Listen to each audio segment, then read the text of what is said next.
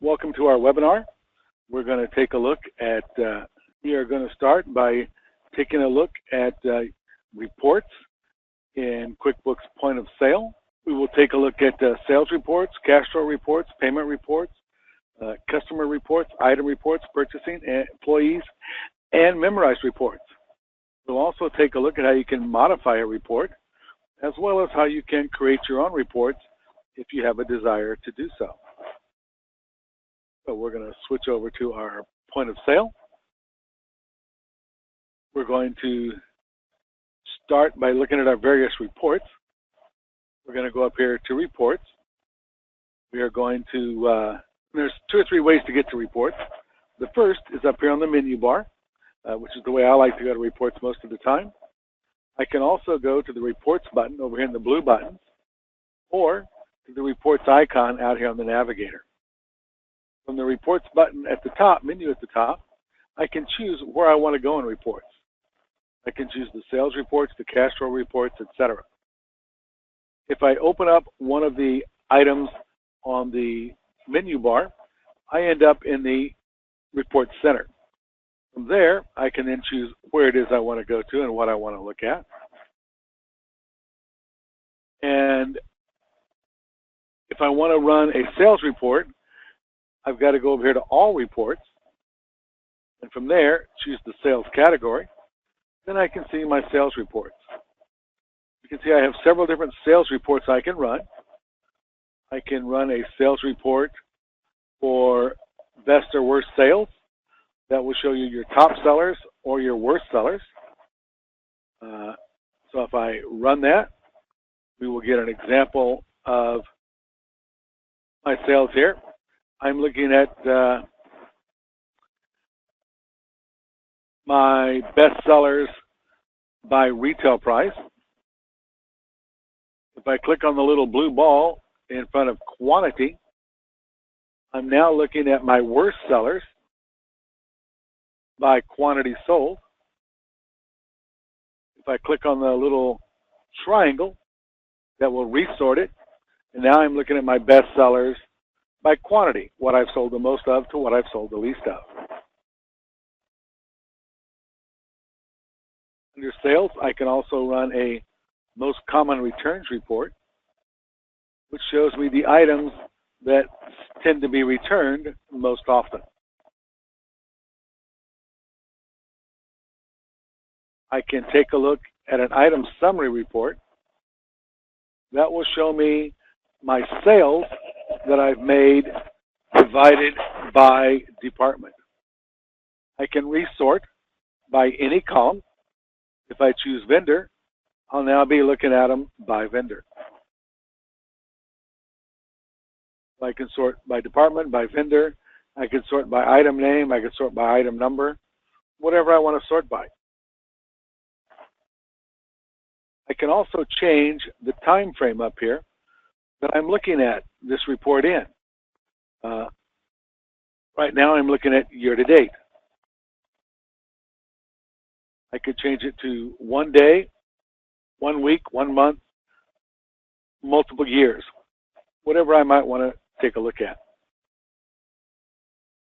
If I wanted to modify this report, I could go up here to the Modify button on the toolbar, and I can choose what changes I want to make. I can modify the date range, but I can also do that directly from the report screen itself without going to modify. I can add or remove columns. I can see here the items that are currently added to this report. I could add item description. I could add margin dollars, alternate lookup, UPC. Basically anything that is in this list, I can add to this report if I want to see that information. I could also change how it's sorted.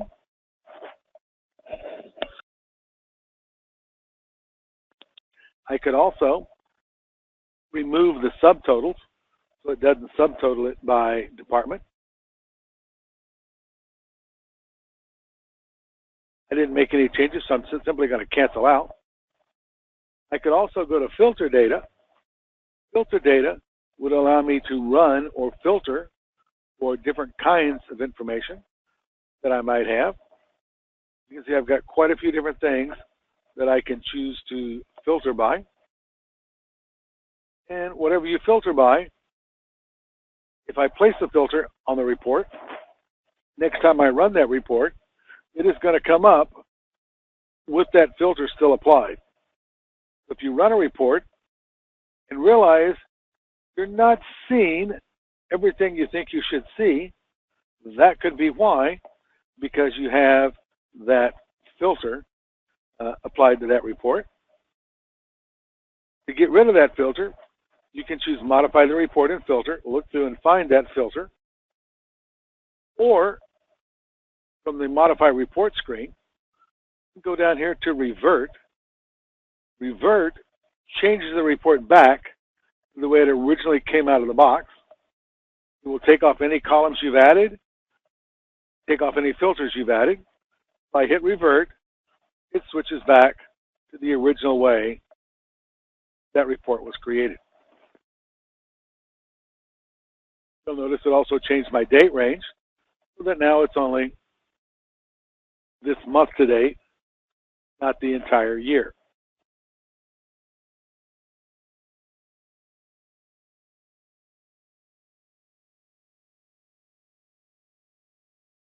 And so we can change it back. I can apply the date range, and now it looks at the entire year again. If I want to open another report, but still leave this report open so that I can refer to it, then I can go over here to All Reports, go back to my menu, and I can choose another report to run. You can see I still have my item summary report, but I also have my sales detail report. And if I change this to include the full year, then I get my full year. You might notice my list is a little short. That's because I don't do a whole lot of sales out of this point of sale.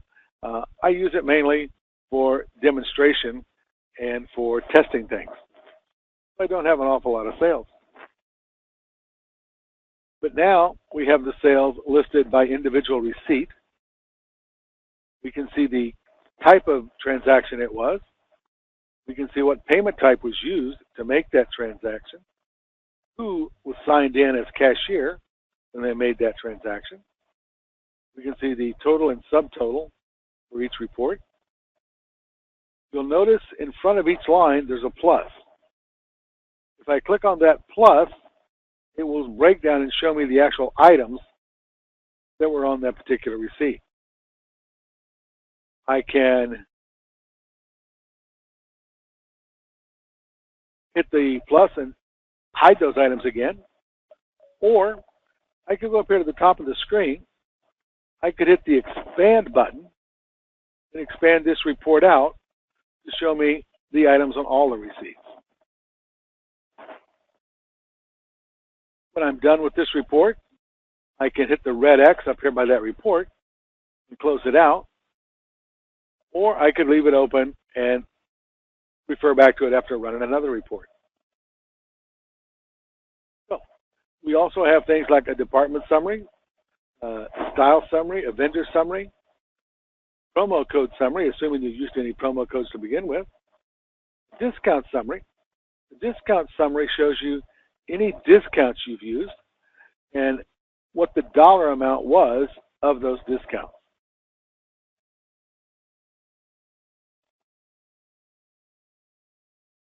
Which is why it's a good idea when you're making sales to add a discount reason to that discount that you're applying so that it does show up in that discount summary as a why you gave that discount.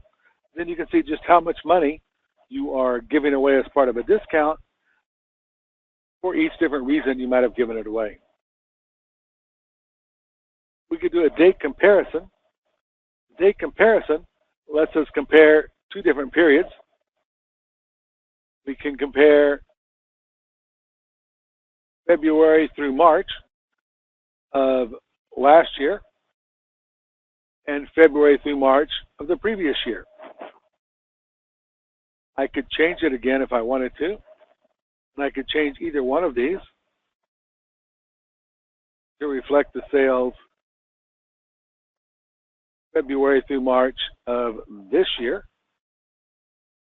Apply that date range. And now we get last year's sales, February to March, and this year's sales, February to March.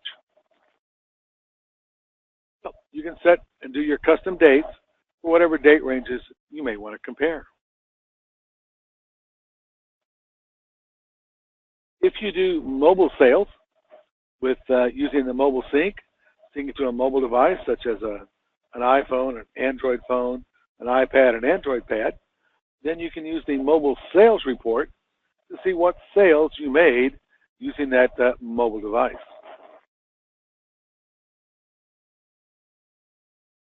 We can also see the details on those sales. We can also run some graphs that show us things like merchandise sold. And this particular graph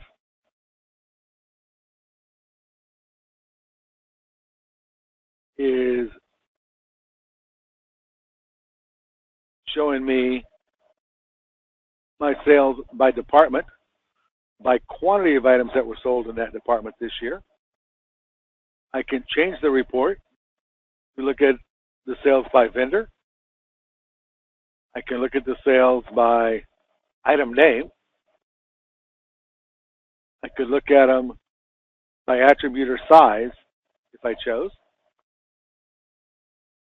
I can look at them aside from by quantity.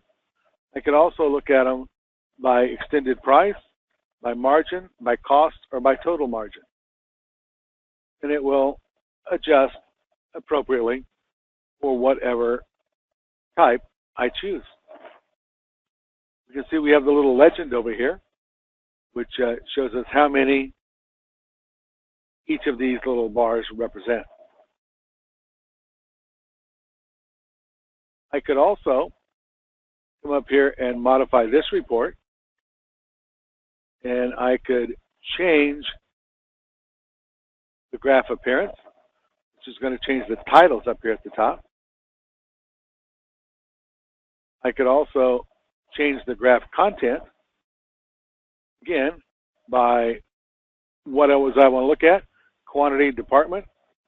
I can also change the graph type from a bar chart to a pie chart. So I can look at the items any way I want. When it's a pie chart, if I point at a piece of the pie, it tells me what that particular piece represents of the whole.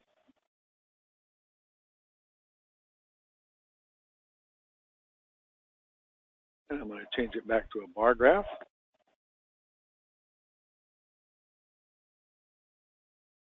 You'll notice when I modify, about the only choice you have 99% of the time is run. And that runs that. It didn't have anything about saving. It just said run, which when you run it, it does save it. But if I rerun that report, it's going to come up the same way I looked at it last. Kind of a neat report. The sales over time.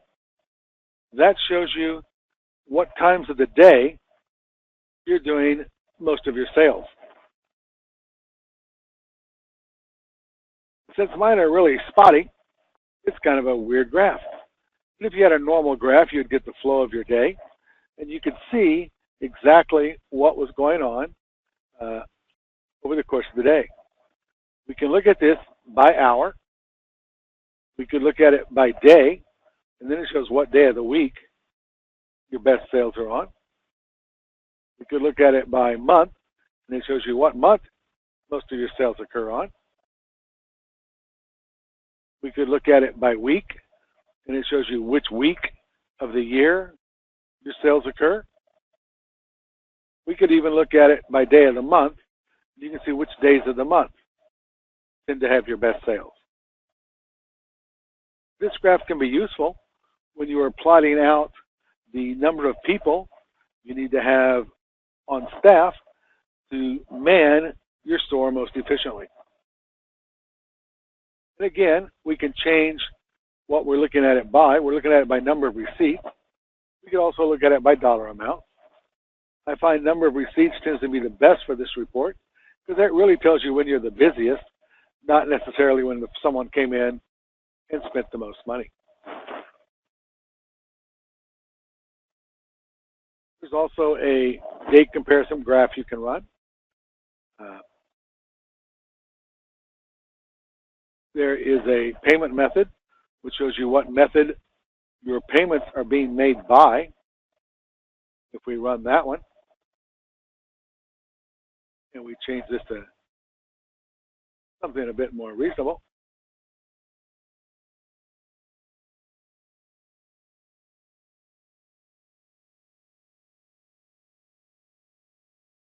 I must have some weird filter or something on here.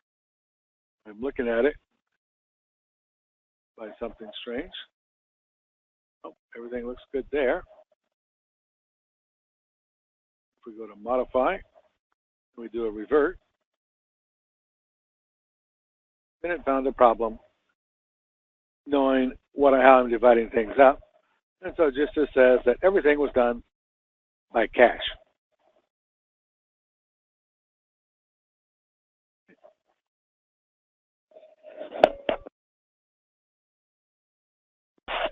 If I have more than one store, I can also look at a comparison between how performance is between my stores.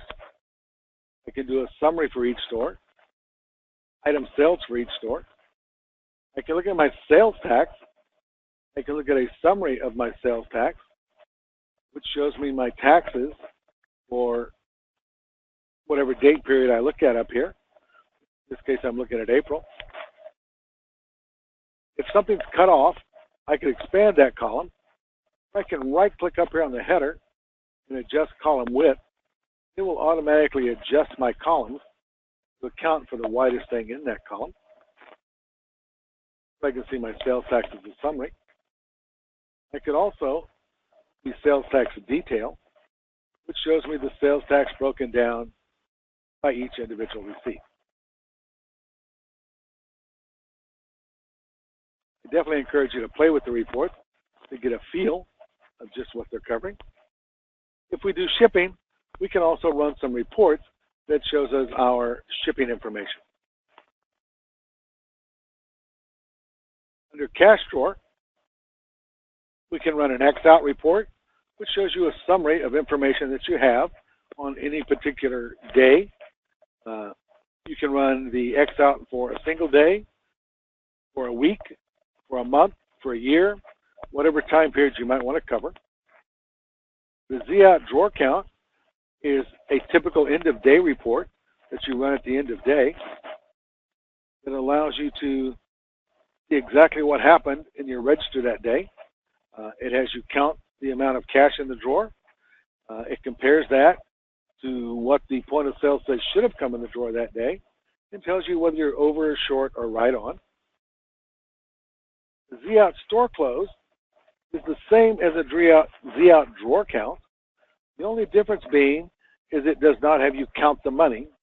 It just shows you the results. So we run the store close report. It says there's nothing to print because I didn't do anything today as far as making sales. If I change that to this month to date and apply that date range, then we can see what our Z out report would look like. We get our activity, we get our non-taxable sales amount, our total taxable sales amount, we get our total sales tax, we get the subtotal of what happened, and we get the total activity. We also see any sales breakdown. We get our net sales activity. We would see anything that was charged to a charge account, any gift certificates, gift cards, deposits that were made or deposits that were used, as well as payouts. We get a breakdown of discounts that were given and why they were given, assuming a reason was for it. We get the number of sales that were made and what payment methods were made to make those sales. My sales were very interesting. I had $68.98 in sales, and I got exact amount in because I had to give out no change. Paid in is the amount that was handed to you over the counter. Paid out is the amount you hand back in change. The Z out's the same way, other than it has you count the drawer. If I was to start the Z out, again, nothing to print because we're looking at today. If I change this to cover the whole month, which you are rarely going to do, it then asks me, how much money do I start with in the drawer? How much money am I going to leave in the drawer? Then how much money is in the drawer? I click the count button, and I go through and count exactly what is in the drawer. When you're counting here, it's not asking you to say 5 20s is $100. It's you had 5 20s, you had 120, you had 2 10s. Exactly what you may have had, how many of each denomination, and it will total it out and compare it to what you should have had.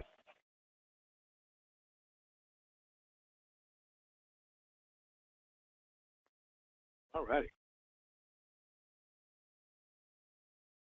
If you did any payouts, the payout list would show you money that you paid out of the drawer toward something miscellaneous, office supplies, lunches, janitorial, whatever it might be. Payments give you reports on different payment types that were dealt with. A payment summary shows you a summary of your payments. This one is for March. It shows we had $108.50 in cash. We had $206.15 in credit. $97.65 of that was Visa. $108.50 was MasterCard.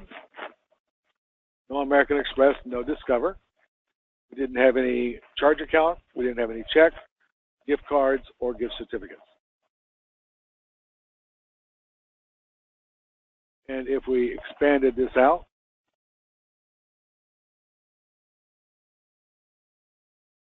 we will see it tells us what day each of those transactions occurs on, and the total for the particular type of tender we're looking at.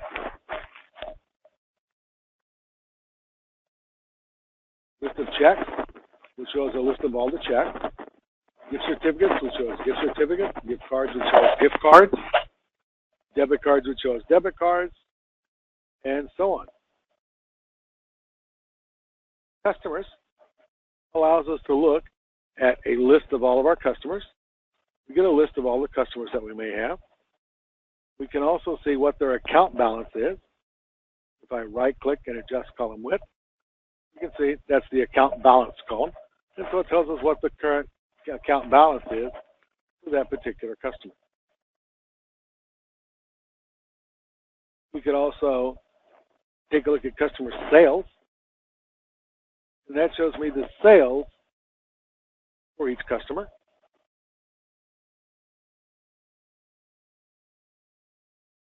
The zip code summary would show us what the sales were broken down by what zip codes customers had listed. Again, we could do a promo code summary if you were using promo codes. Customer types if you're using customer types. We can take a look at orders. We can take a look at customers that may have layaways, that might have sales orders. We can see we had a sales order here on 3/20. It's still open. If I click on the plus, I can see what items are on that sales order. I can do the same thing for work orders. I can look at an order summary, which shows you that I've got one order here for myself that is still pending. We've got deposit detail, which would show you any deposits that were applied to those sales or layaways. Back orders to show anything that is back ordered for items that are on the sales orders. Rewards program. If you're using the rewards program, you can see what customers are part of that program, how many rewards they've redeemed, and how many rewards they currently have available. Reward history shows you what rewards have been redeemed, or in this case, have expired because of not being redeemed.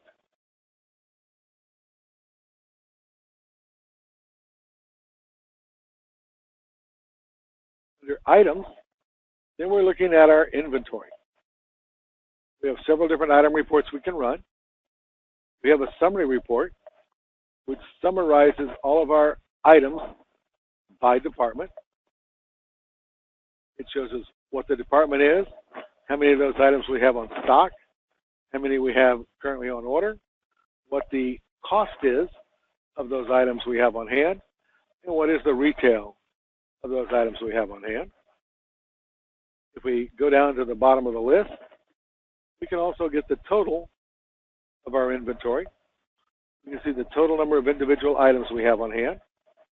We can see the number of items that happen to be on order, the cost or value of our inventory, as well as the retail of that inventory, assuming we sell it all with no discounts.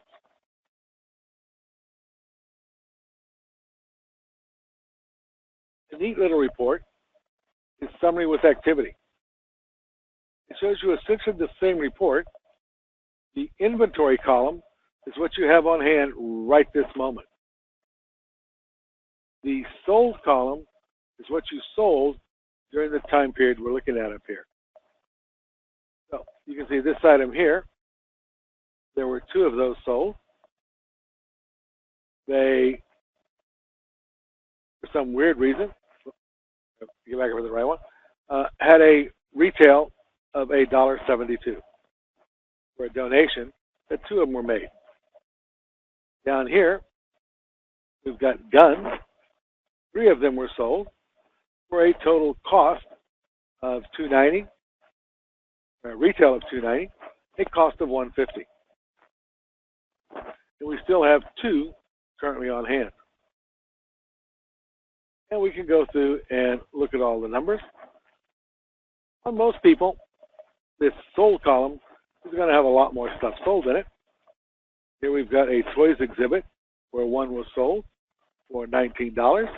You can see we still got a whole lot of them on hand. Item with summary can be useful in helping you determine how things are selling compared to how many you've got and what you may need to look at ordering more of. We can also modify this report, and when we modify it, we can add a couple of items to this report. We can also add receiving information, which shows us what items you've received during your time frame, as well as any items that may be on a purchase order.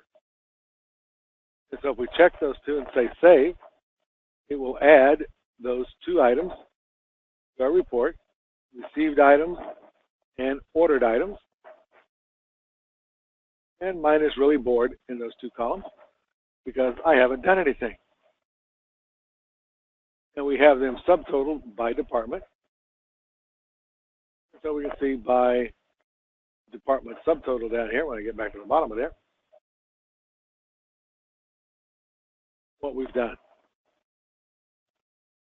We can see here that we received $250 worth of stuff somewhere in here. There it is right there. We received 5 guns for our $250 worth of merchandise that we received. If I close that report and I reopen it, it's going to come up just the way I left it with the received and the ordered column showing. If I no longer want those, I would need to modify that report and turn those 2 items off in order to turn it back to the way I started.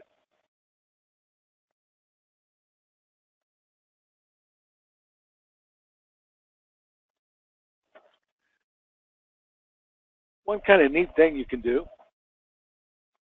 is you can modify a report. And if you make a tweak to a report that you would like to keep without changing the original report, then you can memorize that report. So if I went up here and modified this report, and I filter my data, and I filter it for a department, I select what departments I want to see. If I select apparel, and I say OK, and I say save, and I say run, now the only thing I'm going to see is apparel. If I close it and reopen it, all I would see would be apparel. I might be wondering, where did all my other stuff go? But if I want to have my normal report plus the special apparel report, I can go up here to I want to memorize this report, change the name to reflect what I'm looking at,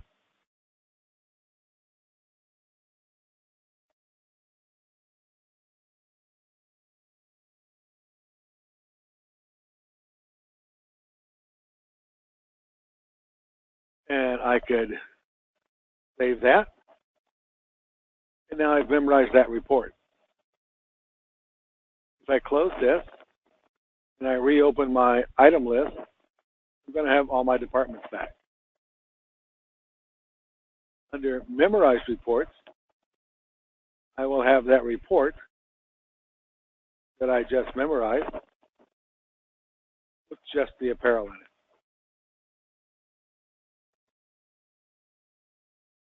So I can have both reports separately, and I can make those subtle little changes to them.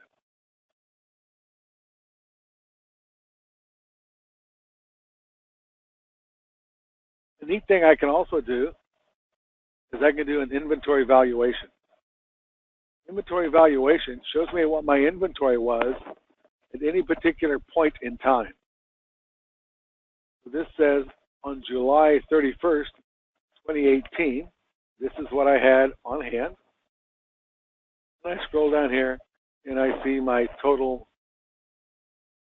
cost of my inventory was $36,525.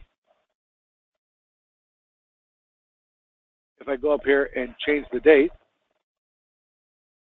and I change it to today, and I apply that date range, it will rerun that report, show me what my inventory is today. And if we go down to the bottom, you will see our inventory is now $238,000, not $35,000. So kind of a neat feature of point of sale is it allows you to look at your inventory at any particular time. If you need to go back and see what your inventory was at the end of last year, you can easily do that by entering December 31 up here and see what it was at the end of last year.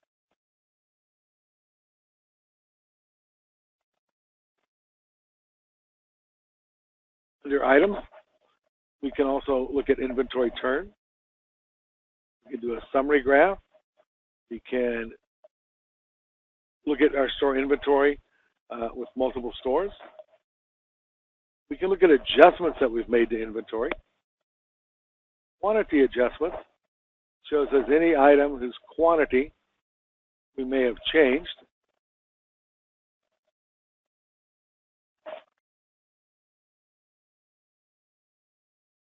We can see any items whose quantities were changed. And it shows me the item number and the number of items that were adjusted. I can also run the same basic report for cost. It shows you any item that we changed the cost of and what that cost difference was. The cost difference was 0, and that was because I had 0 of them on hand. So when you change the quantity of an item that you have none of, then the result is 0, because nothing times whatever is still 0. I could look at detail, which would show me each individual adjustment memo that was created. If you have more than one store, you can also look at the transfers you do between stores, as well as a department list of your departments. That's not really how many items you have in that department necessarily. It's just what each department is, what the settings are for that particular department. Gives you the department code, whether those items are taxable or non-taxable. If you set a markup percentage or a margin percentage. It has nothing to do with the items in that department. Purchasing shows you the items that you have purchased. It shows you what you have on hand, on order. I can see that I've got an order pending here with Melissa and Doug for one item. I can see the cost and I can see the retail. The detail would break down each individual order with those items. I can click on the plus and I can see the breakdown of those particular items.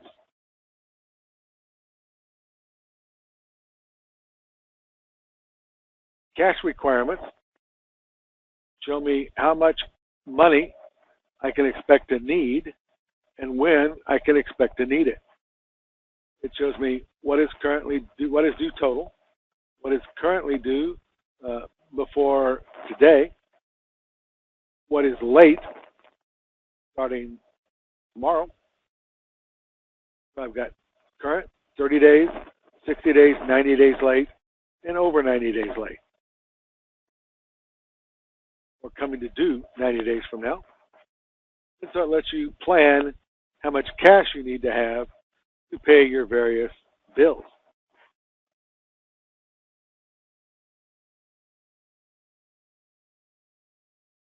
Receiving lets you see what you've received. And I can point at an item. If I get the magnifying glass when I point, that means I can double click on it and expand it. And so in this case, it took me back to the order detail, the voucher detail. And I can see what I ordered and where they are.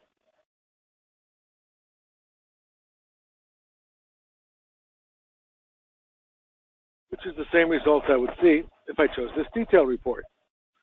Assuming, of course, it was covering the same period of time.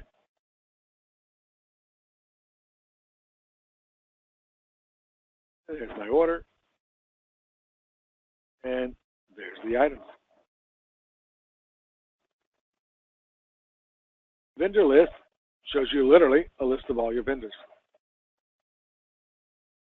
Employees lets you look at various information about your employees.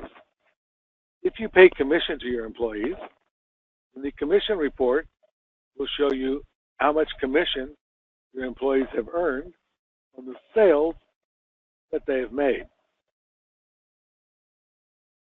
I don't have any commission set up, so therefore nobody earned any commission.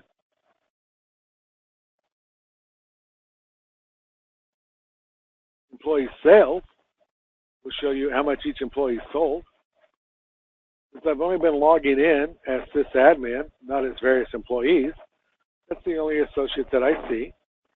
I see the number of sales, the cost of the items that they sold, the retail of the items that they sold, and the margin that the company made on what was sold.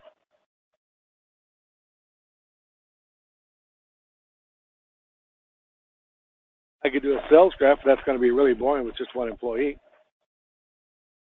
If you receive tips, you can run a report to see what tips each employee received. If you're using the time clock to clock in and out, you can do a weekly timesheet. It shows you the breakdown of clock in and clock out for each day of the week. You can run a time clock detail, which literally shows you each clock in and clock out. Or you can run a time clock summary, which shows you the total amount that the particular employee worked.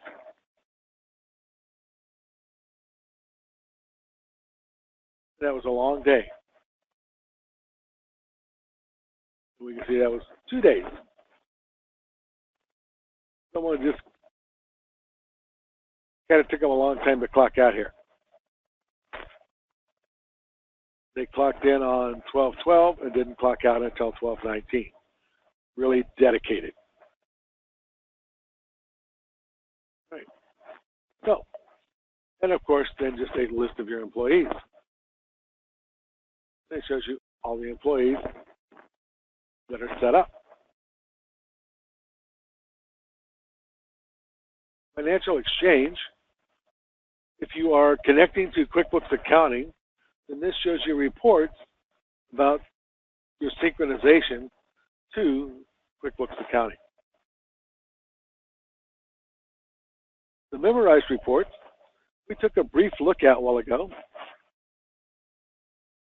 The first few reports here, the today's receipts, busy times, best 20 items, those are default memorized reports.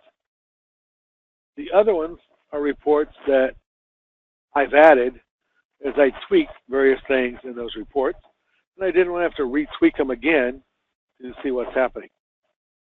So like here, monthly cost of goods, gives me my monthly cost of goods. And so if I pick last month,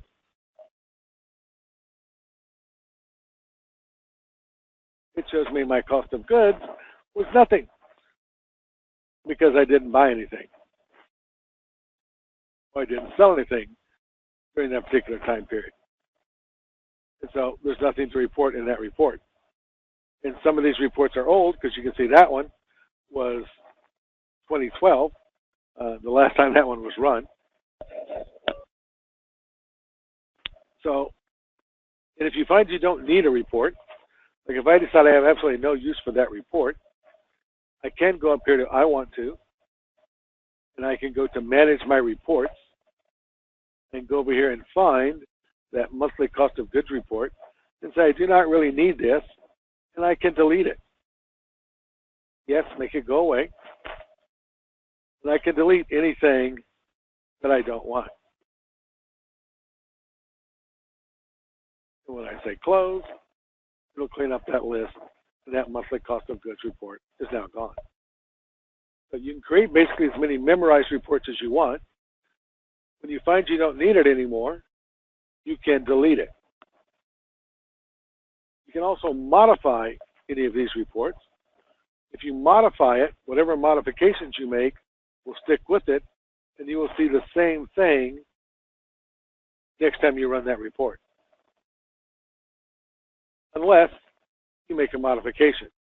The modifications can be something as simple as the date range you're looking at, or it could be as much as adding or removing columns or adding or removing filters. Now, in our little startup notes there,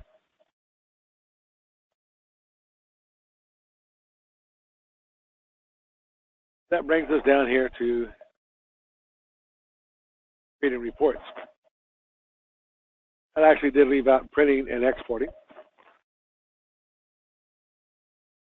When we run a report,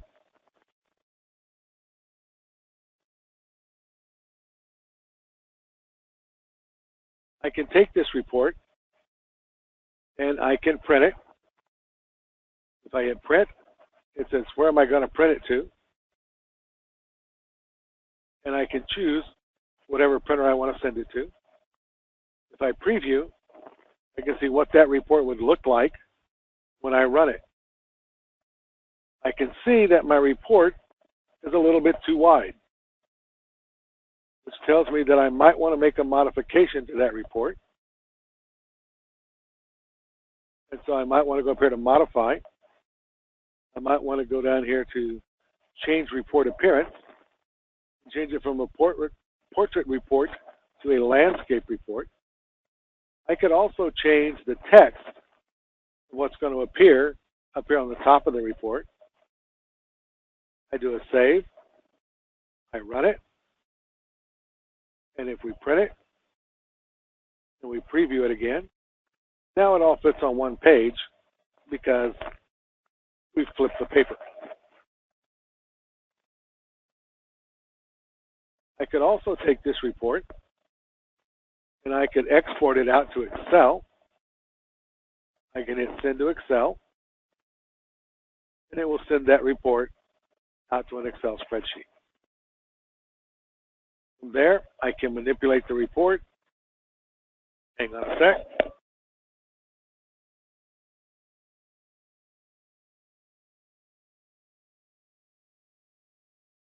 Okay, and so I can export this out, and I can do whatever with this report. I can reorganize things. I can do new calculations if there's anything left to calculate. Whatever I can do with an Excel spreadsheet, I can do with that report. So we've got exporting and we've got printing, but we also have customization. If I want to create a report, I can go here to, get back away, and I can go to create a report. When I go to create a report, I can choose from any of these 5 categories that I want to generate a report for. And if I choose one, if I choose sales, it then says, what kind of report do I want? I want summarized sales graph, detailed sales receipt list, sales tax collected, or a mobile sales report. And if I was to choose a summarized sales report, how do I want to summarize this? And I can choose what area I want to be my main summary area, and I can create the report for that area. If I choose item, and I go next, it then brings me to that screen I saw when I went to modify. I can add or remove columns that I want to see in this report. I can filter the data I want to see in this report. I can change the appearance, what's going to appear on the top of the report.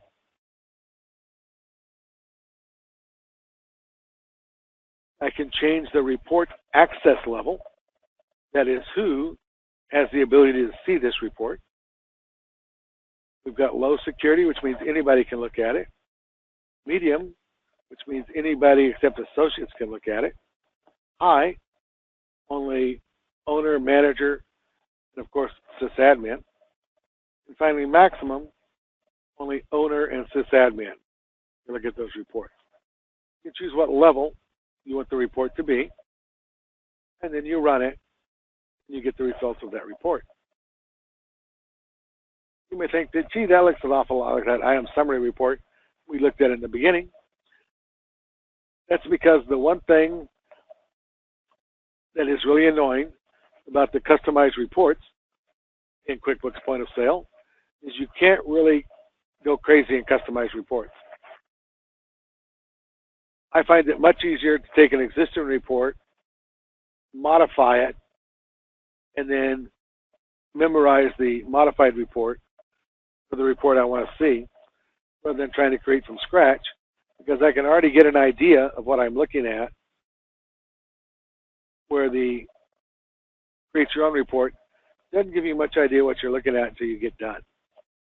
So I'd rather modify an existing report, because there's nothing you can add to create your own report that probably doesn't exist in a basic report that already exists. It's a question of modifying what columns you see or what filters are applied to it. All right. right. Oh, my phone suddenly got noisy. Does anybody have any questions?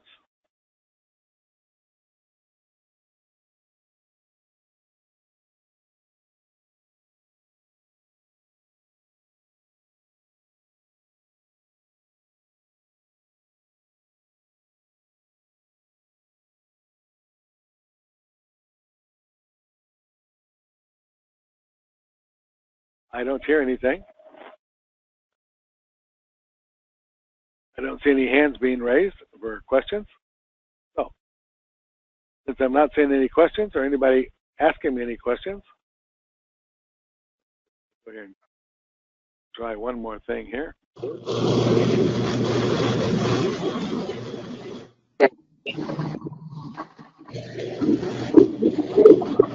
0324. Oh. Okay, I'll get back to you. You're welcome. All right. So, since no one seems to have any questions, we will round up our webinar with that. If you think of anything, feel free to give it a call at 362. Stop that. 916-368-1070, or drop us a note at tech, T-E-C-H, at bighairydog.com, or you can drop me a note to Darryl F at bighairydog.com. That's DARRELLF